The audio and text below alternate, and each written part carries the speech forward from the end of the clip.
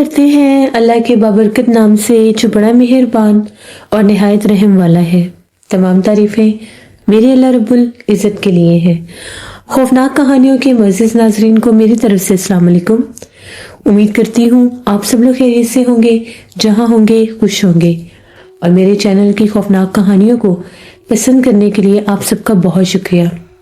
आज आप लोगों के लिए बहुत डरावनी कहानियाँ लाई हूँ जिन्हें आप लोग बहुत पसंद करेंगे। कहानी शुरू करने से पहले आयतुल कुर्सी का हिसार कर लें और हेडफोन्स लगा लीजिए, क्योंकि सर्दियों की कहानियाँ बहुत डरावनी होती हैं। आज की पहली खौफनाक कहानी इब्राहिम शेयर कर रहे हैं। इब्राहिम कहते हैं, हम लोग मुल्तान के रहने वाले हैं।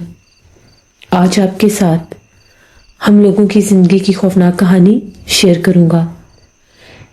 ये मेरे सगे चाचू की कहानी है और ये आज से 40-45 बरस पुरानी बात है, जब मेरे चाचू बिल्कुल नौजवान थे और वो पुलिस में कांस्टेबल भर्ती हुए थे। चाचू की ये पहली नौकरी थी। वहाँ पर जब उन्हें जॉब मिली, उस वक्त उनकी पोस्टिंग जो थी वो शाही चौकी मुल्तान में हुई। शाही चौकी जो थी वो शहर की हदूद से थोड़ी बाहर की तरफ थी, बिल्कुल वीराने वाली जगह पर, क्योंकि वहाँ पर उस पुलिस चौकी का होना बहुत ज़रूरी था। कहते हैं कि वीरानों वाली साइड से अक्सर चोर डाकू शहर की तरफ आते थे, तो इसलिए वहाँ पर वो पुलिस चौकी बनाई गई। चाचू की अभी ड्यूटी शुरू ही हुई थी। एक माह उन्होंने ड्यूटी की, इनको काम की समझ आ गई। उसके बाद उनकी नाइट ड्यूटी शुरू हो गई। अब उन्हें चौकी पर नाइट ड्यूटी देनी होती थी। वहाँ पर अक्सर पहले एक थाना भी होता था चौकी के साथ। वहाँ पर बहुत से जो मुल्जिम होते थे उनको रखा जाता था। वहाँ पर जेल खाने भी बने हुए थे जहाँ पर कैदियों को रखा जाता था। चौकी के बिल्कुल साथ ही चौकी का हिस्सा ही था वो थाना भी। लेकिन कुछ अरसे से अभी थाने में कोई भी वहाँ पर किसी मुल्जिम को रखा नहीं जा रहा था, क्योंकि सिटी थाने मेन थाने में सारे जो मुल्जिम थे उसी जेल में उनको रखा जाता था।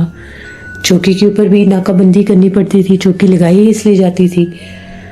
तो चाचू कहते हैं कि मेरी ड्यूटी थी, मेरे साथ 2-3 कांस्टेबल और थे। उन लोगों को इलाके में गश्त के लिए जाना पड़ता था, तो वो लोग चले गए और मैं चौकी पर ही था। 1-2 गार्ड मेरे साथ और भी थे, वो जाकर सो गए। मैं जाग रहा था। अब जिस तरफ हम लोगों को हमारी ड्यूटी थी, जिस तरफ हम ड्यूटी दे रहे थे, उस तरफ वो पुराने जेलें भी थीं। पूरी गैलरी थी जिसमें वो जेल थे। करीब रात 2 बजे का टाइम होगा, सख्त सर्दी की रातें थी। हम लोग वहाँ पर थाने के अंदर ही कभी हीटर तो कभी लकड़ी जलाकर बैठ जाया करते थे। अगर बाहर बैठते थे तो लकड़ी जला लेते थे, अंदर बैठते थे तो हीटर चला लेते थे। हम लोग बैठे हुए थे तो एकदम से मैं अंदर काम कर रहा था, कुछ पुरानी फाइल्स देख रहा था। एकदम से ऐसा महसूस हुआ जिस तरह से लोहे की जैसे रॉड सुलाख के ऊपर कोई चीज मार रहा है। मैं उठा, मैंने जाके दरवाजे की तरफ देखा, उस तरफ कोई भी नहीं था। बाहर निकला, बाहर भी कोई नहीं था। फिर मेरा ध्यान गया जिस तरफ वो सारे जेल खाने थे, उस तरफ जब मैं गया, एक एंड वाला जो जेल थी जो बंद थी, अंधेरे थे बिल्कुल, सिर्फ सेंटर में गैलरी में एक लाइट जल रही होती थी, वहां पर कोई था ही नहीं। मैं 1 बाय 1 देखता जा रहा था। जैसे ही मैं उसी तरफ जाने लगा, आवाजें वहीं से आ रही थी। ऐसे लग रहा था कि जैसे वहां पर कोई मौजूद है। मेरे पास टॉर्च तो नहीं था, वहां पर एक लालटेन जल रही थी। मैंने वो उठाई, मैं आगे की तरफ चला गया। जितने भी टॉर्च थे वो बाकी के सारे जो कांस्टेबल थे वो साथ ले गए। अब जैसे मैं चलता चलता उस जेल के पास आया, मैंने अंदर झांक कर जब देखा, अंदर हल्की सी रोशनी चमकी। मैंने पूछा कौन है। लालटेन की रोशनी में जब मैंने देखा वो जेल खाना अंदर से खाली था, वहां पर कुछ भी नहीं था। मुझे बड़ा ताज्जुब हुआ। मैंने बाकी के भी सारे लॉकअप रूम चेक किए, कहीं कुछ भी नहीं था। लेकिन रॉड की आवाज मुसलसल इसी साइड से आ रही थी। जैसे मैं उस जेल से वापस पलटा, एकदम से ऐसा लगा जैसे किसी जेल का हल्का सा दरवाजा खुला है। और ये इतनी हैरत अंगेज बात थी कि मेरे रोंगटे खड़े हो गए। सारे बाहर से जितनी भी जेल थी बाहर से बंद थी, बाहर से कुंडियाँ, बड़ी मोटी कुंडियाँ लगी हुई थी जिनको खोलना इतना आसान नहीं था। वही आखिरी वाली जो जेल थी वो खुल गई। मैंने फौरन पलट कर देखा। मैंने बुलंद आवाज में पूछा, कौन है वहां पे? मेरे पास एक बहुत मोटा पुलिस वाला जो एक डंडा होता है वो था। मैंने जोर से एक रॉड के ऊपर से मारा, आवाज गूंजी। मैंने आगे जाकर देखा, वहां कोई भी नहीं था। मैंने फिर से कुंडी लगाई और दरवाजा बंद कर दिया। उसी लम्हे मुझे ऐसा महसूस हुआ मेरे कान के पास किसी ने बहुत तेजी से फूंक मारी है। मैं थोड़ा सा डर गया और मैं तेजी से आकर अंदर ऑफिस में बैठ गया जहां पर मैं पहले बैठा हुआ था। उसके बाद 10-15 मिनट गुजरे। उसी गैलरी से ऐसे आवाज आने लग गई जिस तरह किसी कैदी के पाँव में चेन डाली होती है, जंजीर डाली होती है और वो घसीट कर चल रहा होता है। वाज़े तौर पर वो कोई पाँव को घसीट कर चल रहा था। मैं फिर उठा, मैंने फिर देखा, कहीं कोई भी नहीं था। मैं बड़ा परेशान कि ये क्या मुसीबत है। मैंने क्या किया, मैं उठकर बाहर बैठ गया। उस कमरे से बाहर जो बरामदा था वहां पर लकड़ियां जलाकर रखी थी, मैं वहां पर बैठ गया। उस वक्त भी मुसलसल अंदर से आवाजें आ रही थी। आधा पौना घंटा गुजरा। बाकी के मेरे साथी जो थे, जो बाहर गश्त पर गए हुए थे, वो भी आ गए। उन लोगों ने जब मुझे इतनी ठंड में बाहर बैठे देखा, वो लोग हैरान हो गए और पूछने लगे कि तुम बाहर क्या कर रहे हो। मैंने नहीं कहा कि भाई अंदर तो ये मामलात हैं। वो लोग हैरान हो गए।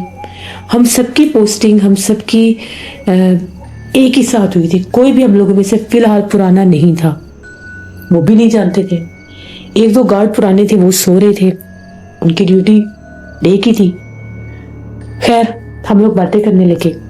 अभी हम लोग बैठकर बातें कर ही रहे थे, हमें एक औरत की चीख सुनाई दी। हम लोग अलर्ट हो गए, चारों तरफ जाकर देखा, कहीं कुछ भी नहीं था। आके फिर बैठ गए। ऐसा लगा जिस तरह से चीख जो है वो अंदर थाने वाली साइड से आई है।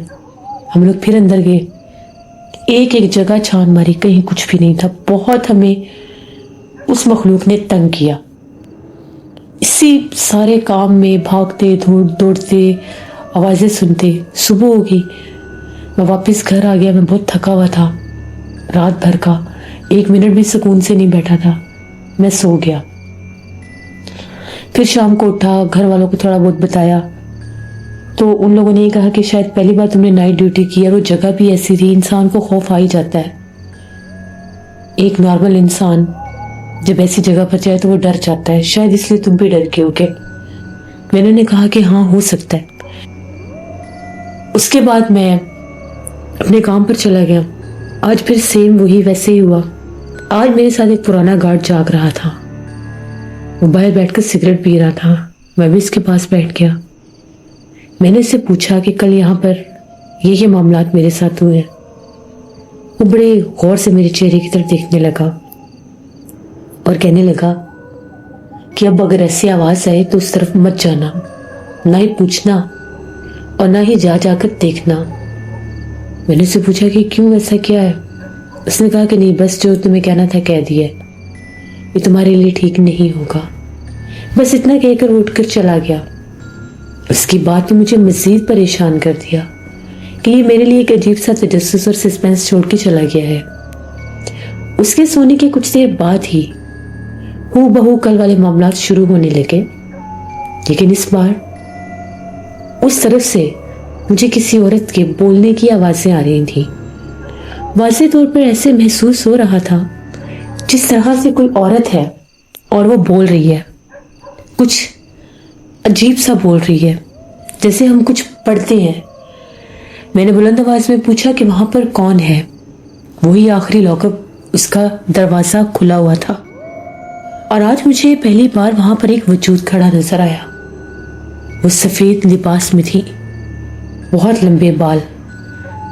मैंने दूर से देखा, मैं रोशनी में उसको देख सकता था। मैंने दूर से खड़े होकर पूछा कि तुम कौन हो और क्यों परेशान कर रही हो, कहाँ से आई हो। बस ये कहने की देर थी, वो उस लॉकअप रूम के अंदर चली गई। दरवाजा अभी भी खुला था। मैं उस जेल के करीब गया। मैंने अंदर झांक कर देखा, खाली थी जेल, कहीं कोई भी नहीं था। इस चीज ने मुझे इतना डरा दिया, मेरी हालत इतनी गैर हो गई, मेरा पूरा जिस्म थर थर कांपने लग गया। मुझे ऐसा लगा कि खौफ की अजीब सी लहर है जो पूरे जिस्म में उतर आई। मैं तेजी से भागता हुआ बाहर आकर बैठ गया, आयतल कुर्सी पढ़ने लगा। मैंने अपने बड़े बुजुर्गों से सुन रखा था कि जहां पर ऐसी मखलूकात हो वहां पर आग जलानी चाहिए। मैंने फौरन से सिगरेट लगाई, मैं सिगरेट पीने लग गया। तकरीबन 1 घंटा बड़ा सुकून रहा, कोई आहट, कोई आवाज, कुछ भी नहीं था। मैं समझ गया कि वो गार्ड मुझे क्यों नहीं बता रहा था मामला जिन्नात वाले हैं। इसीलिए वो मुझे सच नहीं बता रहा था कि मैं यहाँ पर नाइट ड्यूटी नहीं कर सकूंगा। थोड़ी देर के बाद सारे दूसरे भी कांस्टेबल आ गए। हम लोग बैठकर बातें कर रहे थे। मैंने उन्हें बताया कि ऐसे ऐसे हुआ है और तुम लोग मानो या ना मानो, हमें वो गार्ड इसीलिए कुछ नहीं बता रहा क्योंकि यहाँ पर जिन्नात का मामला है। एक लड़का कहने लगा कि मैंने कल रात यहाँ पर एक औरत को देखा था। मैं बाहर जीप में बैठा था, मुझे ठंड लग रही थी। मैं सारा वहां से राउंड लगा कर आया, आगे तक गया तो मैं आकर जीप के अंदर बैठ गया। जीप बिल्कुल बंद थी और मैं सीट के ऊपर ऐसे लेटा हुआ था। तभी मुझे ऐसा लगा जीप के पास से कोई गुजर के गया है। जो ही मैंने गौर किया तो बाहर गेट के करीब एक औरत खड़ी थी, बहुत कदावर, उसके बाल भी बहुत लंबे थे, उसके हाथों में भी हथकड़ी थी, उसके पैरों में भी बेड़ियां थी। जब मैंने इसे देखा मैं हैरान हो गया कि औरत कहाँ से आ गई। यहाँ तो थाना भी नहीं है, यहाँ पर तो ऐसा कोई सेल नहीं है जिसमें किसी औरत को रखा जाए, ना ही यहाँ पर कोई कैदी है, ना ही कोई मुलजिम है। फिर ये औरत कहाँ से आ गई। मैं गौर कर ही रहा था, मेरे सामने वो अंदर दाखिल हुई। मैं भागा भागा आया तो अंदर कहीं कोई भी नहीं था। मैं बहुत डर गया। मैंने किसी से कुछ भी नहीं कहा। यार तुम लोग बातें कर रहे हो तो मैं तुम लोगों को बता रहा हूँ, यहाँ पर मामलात कुछ हो रही हैं। तभी एक लड़का बोला और कहने लगा कि गार्ड से मैं कल पूछूंगा, देखना वो सब बताएगा कि यहाँ पर ऐसा क्या हुआ था और क्या नहीं। अब हम लोग डरे हुए थे, हम लोगों को काफी आवाजें आती रही, बेड़ियों की आवाजें, जैसे कोई घसीट घसीट कर उनको चल रहा है। कभी ऐसे लेके छत के ऊपर कोई भाग रहा है, दिखाई तो कोई देता नहीं था, बस वो परछाई थी जिसको मैंने भी देखा और कल वाले लड़के ने भी, और वो गायब हो जाती थी। हम लोग आग के पास से उठे ही नहीं। अपनी ड्यूटी खत्म करने के बाद हम लोग अपने घर चले गए सुबह। अगले दिन जब हम लोग जॉब पर आए, उस वक्त तक वो जो गार्ड्स होते हैं वो हमारा वेट कर रहे होते हैं। हम लोग सब बैठकर चाय वगैरह पीते हैं, फिर अपनी ड्यूटी स्टार्ट करते हैं। आज भी वैसे ही वो गार्ड्स बैठे हुए थे, हम भी उनके पास बैठ के। तभी एक लड़का मुबीन था, कांस्टेबल मुबीन, उसने गार्ड से बात छेड़ी और कहा कि करमदाद, यहाँ पर हमें अक्सर महसूस हुआ एक औरत नजर आती है और मेरा जो राब्ता है, जो मेरा सिलसिला, वो पीरों फकीरों से भी है। तो मैंने तो उनसे पता करवा लेना यहाँ पर क्या हुआ है, फिर देखेंगे क्या होता है। बस उसने भी ऐसा कहा ही था कि जो गार्ड करमदाद था वो कहने लगा ऐसा कुछ मत करना वरना वो तुम्हारी भी जान ले लेगी। मुबीन ने कहा क्या मतलब वो मेरी जान ले लेगी। उसने कहा कि आज से तकरीबन 10 बरस पहले यहाँ पर थाना था। यहाँ पर भी जितने भी ये सेल हैं, जेल हैं, इनमें भी मुल्जिम को लाया जाता था। कुछ कैदी भी होते थे, कुछ मुल्जिम भी होते थे, उनको लाया जाता था। वो जो आखिरी जेल है वहां पर एक आदमी को लाया गया जिसको कब्रिस्तान से पकड़ा गया था। उसके बारे में ये मशहूर हुआ था कि वो मुर्दों को निकाल कर उनके ऊपर काला जादू करता है और कभी कभी वो मुर्दों को नुकसान भी पहुंचाता है। अगर कोई ताज़ी तदफीन हुई हो, उनके जिस्मानी अज़ा काट लेता था। उसको यहाँ पर लाया गया। उसको लाने के बाद उसको उसी जेल में रखा गया। उसने वहां पर कोई अमल किया। कहते हैं कि 3 रातों का उसने कोई अमल किया। इसके बाद वो चीखे मार रहा था, उसको कोई पटक पटक कर जमीन पर उठा उठा कर पटक रहा था, मार रहा था। किसी ने उसको इतना जोर जोर से जमीन पर मारा कि उसकी जान ही निकल गई। जब जेल को खोला गया तो अंदर वो मुर्दा हालत में था। उसके जिस्म की सभी हड्डियां टूटी हुई थी, आंखें बाहर निकली हुई थी।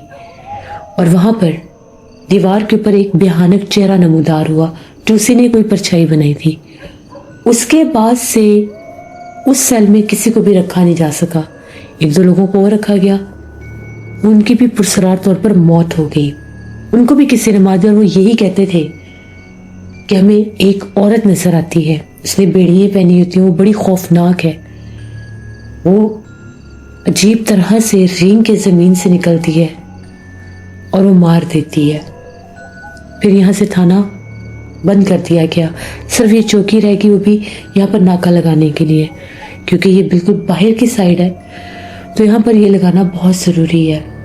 इसीलिए तुम लोगों को मना किया था कि उस तरफ मत जाना। हमें भी यही मना किया गया कि उस हिस्से की तरफ जाने की ज़रूरत नहीं है, क्योंकि वहाँ पर कोई है ही नहीं और थाने में कोई आ नहीं सकता। चौकी में इतनी हिफाजत होती है, प्रोटेक्शन होती है, कोई आ नहीं सकता। मैं इसीलिए तुम लोगों को मना कर रहा था कि इन चीज़ों में मत उलझो। उसने जब हमें सारी बातें बताई, हम लोग बहुत डर गए। हम लोग नाइट ड्यूटी तो करते थे, हम लोगों को वाज़ेह तौर पर चौकी के गेट के दरमियान कोई औरत खड़ी नजर आती थी। कभी वो और रूप में आती थी, कभी किसी और रूप में, लेकिन जब भी आती थी वो बहुत ज़्यादा खौफनाक लगती थी। उसके आने से पहले बहुत तेज हवाएं चलने लगती थी, दरख्त जोर जोर से झूलने लगते थे और रात के पिछले पहर में ही वो जाहिर होती थी। रात का पिछला पहर 2:30, 3, 1:30 के दौरान उसकी एक्टिविटीज शुरू हो जाती थी। मेरे चाचू ने वहां पर 3 साल उस चौकी पर उनकी पोस्टिंग रही, उन्होंने ड्यूटी दी। 3 साल वो उस मखलूक को महसूस करते रहे। जब चाचू ने घर ये बातें बताई तो दादा अबू ने उन्हें हिफाजत का एक तावीज़ उनके गले में एक आमिल साहब से लेकर डलवा दिया था। और आमिल साहब ने ये कहा था कि ना तुमने हम कलाम होना है, ना बुलाना है, ना पीछे जाना है, वो तुम्हारे करीब नहीं आएगी। चाचू कहते हैं कई बार मैंने इस मखलूक को देखा, कई बार वो गेट तक आती, सामने खड़ी होती, फिर गायब हो जाती। और वाज़ेह तौर पर वो जो पुरानी जेल थी जहाँ पर वो जादूगर को रखा गया था, वहाँ पर तो वो अक्सर बैठी नजर आती थी और रात को उसका दरवाज़ा खुल जाता था। जब मेरे चाचू की वहाँ से पोस्टिंग चेंज होगी, उनके किसी और जगह पर वो चले गए, उनकी ट्रांसफ़र हो गई, उसके बाद वहाँ पर मामलात बहुत बढ़ गए थे कहते हैं। फिर उस चौकी को चेंज कर दिया गया, तो उसकी लोकेशन बदल दी गई, क्योंकि वहाँ पर रात के वक्त ड्यूटी देना हर किसी के लिए बहुत मुश्किल हो रहा था। ये मेरे चाचू की कहानी थी जो मैंने आपके साथ शेयर की। बहुत शुक्रिया इब्राहिम आपका। दरअसल जब भी कोई ऐसी जगह हो जो दूर दराज आबादियों से हटकर बनी जाए, जैसे फैक्ट्रीज होती हैं, जैसे ये पुलिस स्टेशन कुछ होते हैं, चौकी होती हैं, ऐसी बहुत सी, जैसे अक्सर मुसाफिर खाने होते हैं, पेट्रोल पंप होते हैं, ऐसी जगह जो बिल्कुल वीरानों में हों, आबादी से हटके हों, वहाँ पर कभी कभार ऐसे मामलात हो जाते हैं। कुछ तो कुदरती तौर पर होते हैं कि वो जगह सेफज़दा होती है, वहाँ पर इंसान जाकर कुछ ना कुछ ऐसा कर देते हैं, और कुछ जो जादूगर होते हैं वो अपने अमलियात के ज़रिए ये मामलात कर देते हैं। फिर मासूम लोग उसको भुगतते हैं और उनकी ज़िंदगियाँ जीरन हो जाती हैं। अल्लाह से रहम मांगना चाहिए। ये थी आज की खौफनाक कहानी। उम्मीद करती हूँ आप लोगों को पसंद आई होगी। अपना फीडबैक मुझे ज़रूर दें। आप लोग भी अपनी खौफनाक कहानियाँ शेयर कर सकते हैं डिस्क्रिप्शन बॉक्स में दिए गए ईमेल आईडी lushinwith57@gmail.com पर। इसके अलावा आप लोग मुझे कमेंट बॉक्स में भी स्टोरी शेयर कर सकते हैं। इंशाल्लाह परसों फिर मुलाकात होगी किसी नई खौफनाक कहानी में। अपना बहुत सा ख्याल रखिएगा। अपनी ढेरों दुआ में मुझे, मेरी फैमिली, मेरे पूरे पाकिस्तान को याद रखिएगा। Thank you for listening my stories. Stay tune. अल्लाह हाफिज़।